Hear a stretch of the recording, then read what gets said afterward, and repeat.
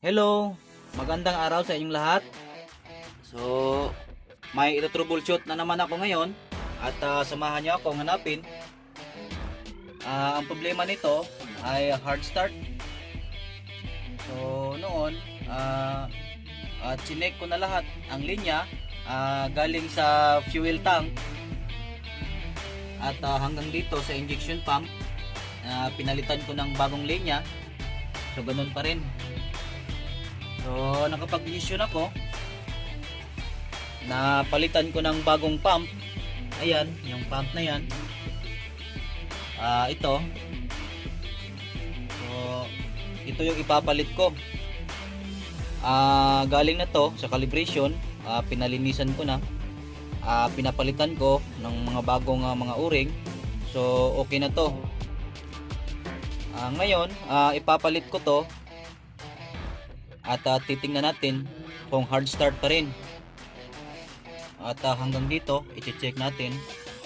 So, i-try natin i-start kung talagang hard start pa. At ikukumpara natin sa ngayon na hindi pa napalitan ng bomba at kapag napalitan na ng bomba. Ito. So, titingnan natin at pakikinggan kung may pagbabago ba kung naipalit to. So, start natin.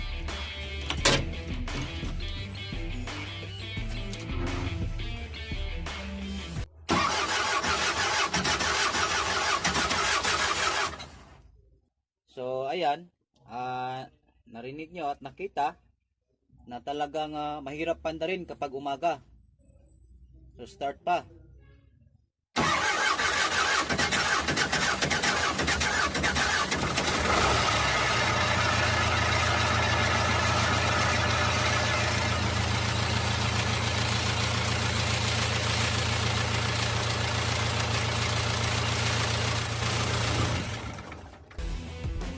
So, ayan, kita nyo na talagang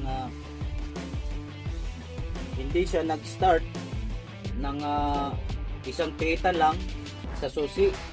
So ngayon, subukan nating palitan at pakinggan natin ulit at subukang start kung ganun pa rin ba.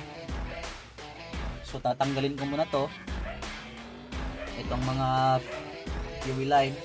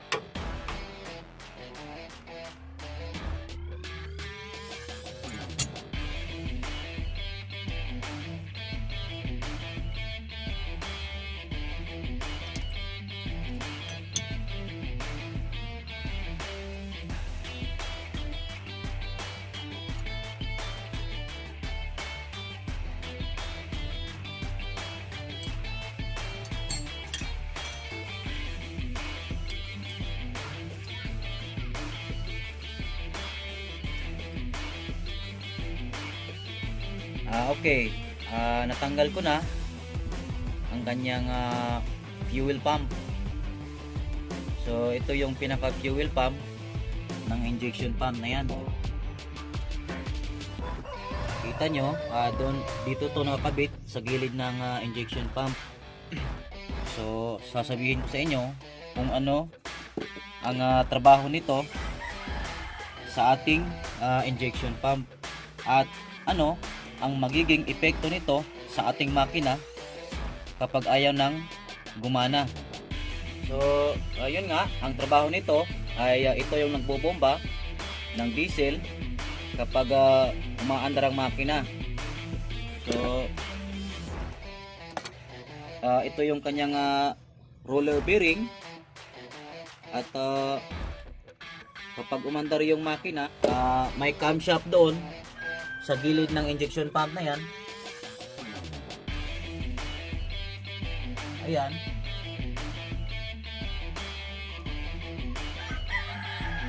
So kapag umandar ang makina, tinutulak to ng camshaft ng injection pump. So ang nangyayari, bumubomba to. Ayan, tingnan nyo, may isa sisirit dito na diesel. Ayan. So yan yung trabaho niya. So ngayon, ano ba ang epekto sa makina kapag nasira to? So ang epekto sa makina kapag nasira to, pwedeng hindi na umandar. Kapag binuksan mo to, ito, at pina-start mo, mahina, tumulo or ayaw nang magbigay ng diesel dito sa injector. Dahil nga nasira yung bomba. So ito, pwede natin tong tanggalin at i-check. Pwede naman to sa mekaniko dahil nasa labas lang naman. Pwede nating tanggalin at tingnan kung okay pa. Kasi minsan kapag nakita nating ayaw magbomba dito, ayaw magbigay ng diesel, so ang gagawin natin minsan, paklas agad sa injection pump itong buo at dadalhin sa calibration. So una, bago baklasin to, kapag ganong ayaw magbigay ng diesel o ayaw umandar ang makina, i-check muna ang bomba, baka ito lang yung sira. At pwedeng kapag dinala mo sa calibration ay kunti lang yung babayaran mo, hindi gaya nung itong buo ang dadalhin mo, dahil magbabayad ka pa ng magtatanggal nito at malaki-laki yung gagastusin mo. So mas maganda tingnan muna itong pump kapag ayaw umandar yung makina. So paano ba natin malalaman na sira ang fuel pump nya? So halimbawa, wala kang ginagalaw sa kahit na ano sa timing at umaandar yung makina at biglang ayaw nang umandar. So yon, i-check mo yung fuel line kung wala bang leak o barado. At kapag binuksan mo to at binomba mo to, malakas naman yung pressure, malakas yung diesel na sumisirit dito, at binuksan mo itong apat na high pressure line, at kapag pinastart mo na ayaw sumirit yung diesel dito, pwedeng ang dahilan nun ay itong kanyang fuel pump. So sa gasolina may fuel pump din siya, so sa diesel mayroon din. So naka-design to na nasa gilid siya ng injection pump. Ayan, para madali nating mapalitan kung sira man siya. Pangalawa, yun nga, dahil sa ito ay hard start sa umaga, pwede rin na ang sira nito ay itong primer pump. Ito yung primer pump. So ito yung binubomba natin kapag nagbo-bleeding tayo ng diesel dito sa filter. So pwede rin ito yung dahilan kaya bumababa yung diesel. So dito nagli-leak yan dyan. isa rin yun sa dahilan. So dahil may spira ko dito, ayan, papalitan ko na lang siya ng buo. So okay, ipalit na natin itong bagong galing sa calibration.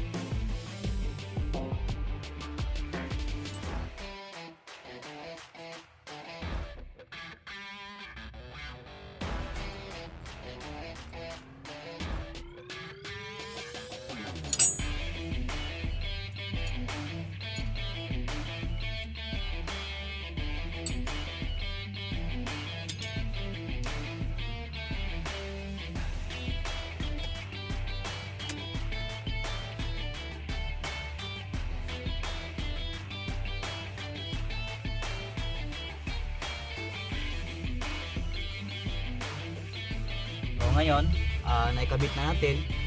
Titingnan muna natin itong banjo bolt dito sa may return. May spring dyan at may bulitas.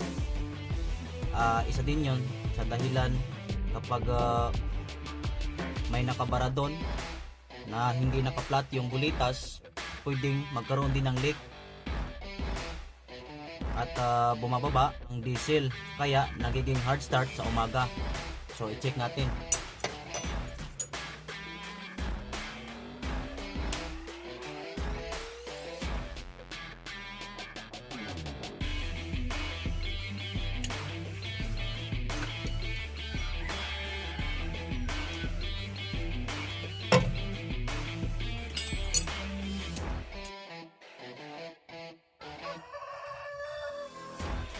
Ayan, kita nyo, may spring siya dito sa loob.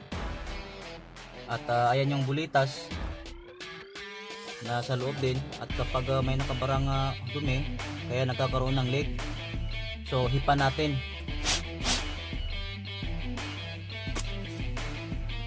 So hindi naman siya sumisingaw, ibig sabihin okay siya. So ibalik natin. So ngayon, dahil na-check natin to, okay naman siya, walang problema dito. So i-blade natin at pandarin natin. Subukan natin kung ganun pa rin na hard start.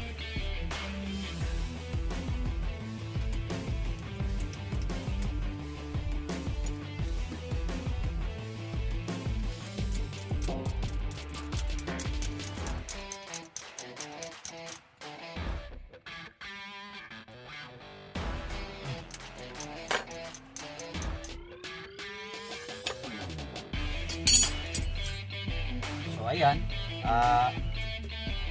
napalitan na natin at subukan nating pandarin.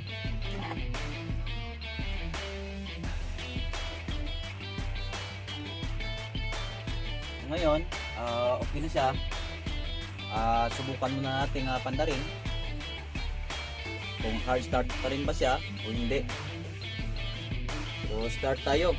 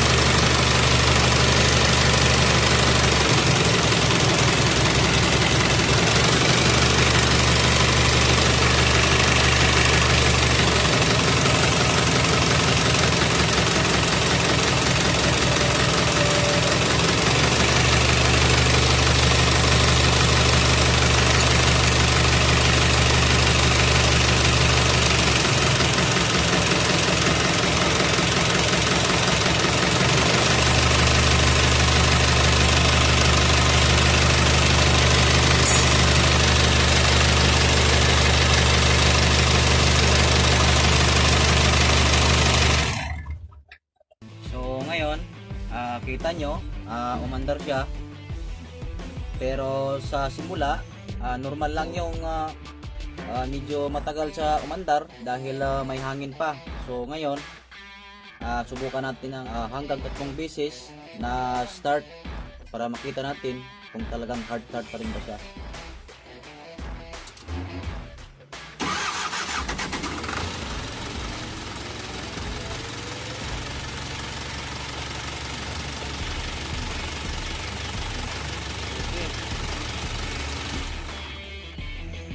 Start natin ulit.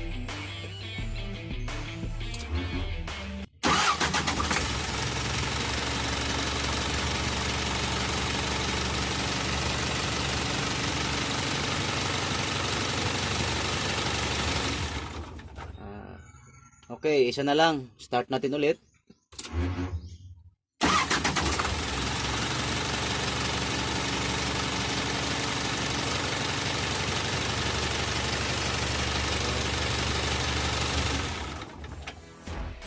So ayan, nakita nyo at narinig na hindi na siya hard starting. So nagiging one click na siya. So mga kabayan, sana may natutunan kayo sa video kong ito. At kung bago ka pa lang sa aking channel, huwag kalimutan mag-subscribe at pindutin ang bell icon para updated ka sa mga bagong video na i-upload ko. So hanggang dito na lang. Bye-bye!